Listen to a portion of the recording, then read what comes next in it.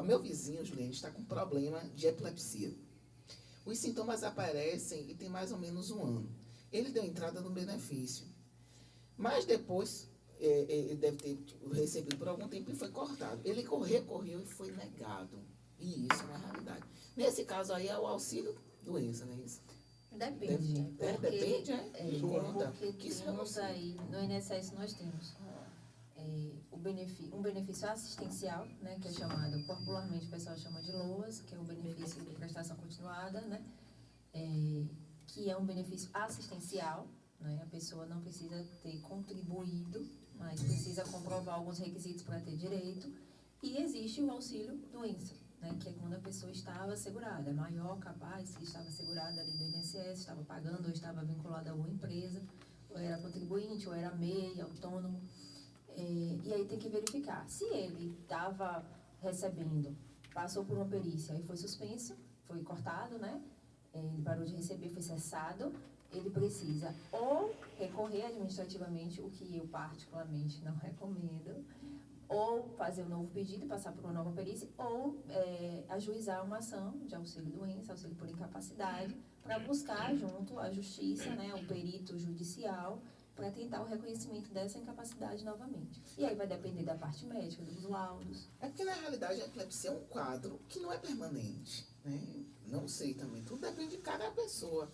Mas você é medicado, pode ser medicado, pode ter um ajuste de medicação adequada e que aquele problema ele possa ser resolvido e que se evite o problema, né? Não sei. É isso, acho que cada caso é um caso, né? E principalmente essa questão da doença, né? É caso a caso. A gente não tem como determinar só pela doença em si. Eu tive um caso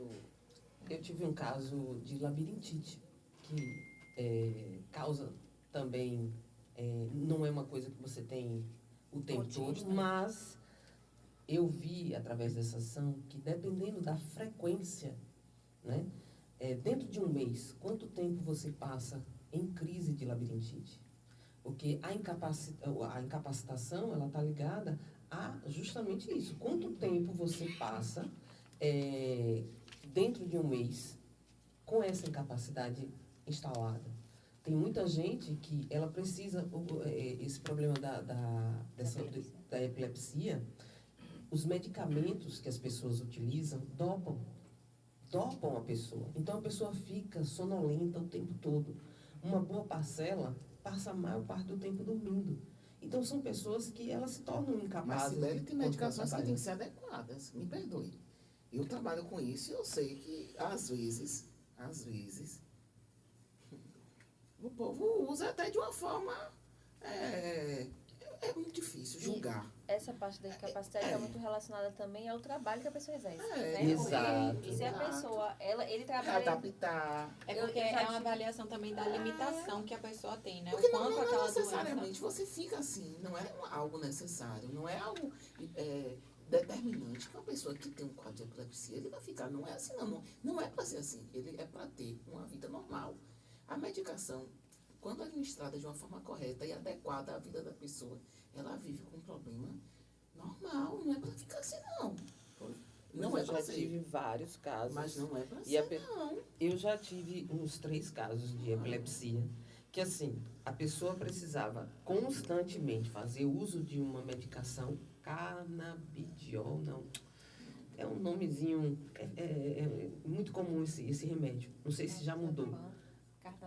Não, eu esqueci aqui o nome, mas pelo menos nessas 3 pessoas, o remédio dava uma sonolência muito grande. O problema, Juliane, é assim, quando as pessoas são carentes, elas vão ao SUS. Elas levam seus problemas ao SUS. Ao levar o problema ao SUS, existem bons profissionais e existem aqueles profissionais que olham para a sua cara e perguntam, está assistindo o quê?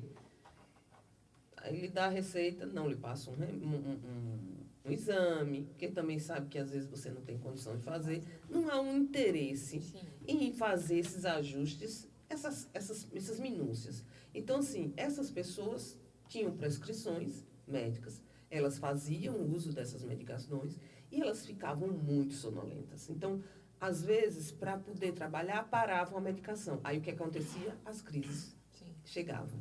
Então, as crises de de epilepsia, você convulsiona, né? Você começa a ter convulsões. Então, você precisa de uma pessoa para você não morder a língua, para você não asfixiar. É um quadro muito difícil. E quando isso acontece no local de trabalho, a maioria é demitida. Não fica. Não fica. É muito difícil. É porque não é só a doença, é o quadro clínico, né, da pessoa.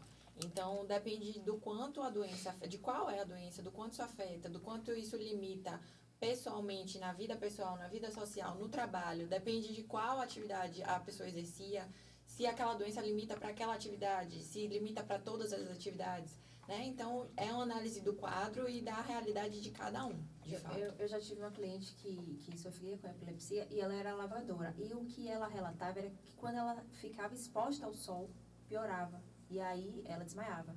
Então, não sei, né, clinicamente falando, né, e já entra na esfera médica, se tem alguma relação. Mas era o que ela relatava é que a exposição ao sol piorava e aí ela desmaiava.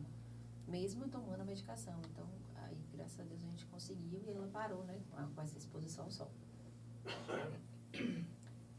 Eu tive um de labirintite. Pois é, mas a gente está aí também agora no impasse da escala 6 por 1. 6-1.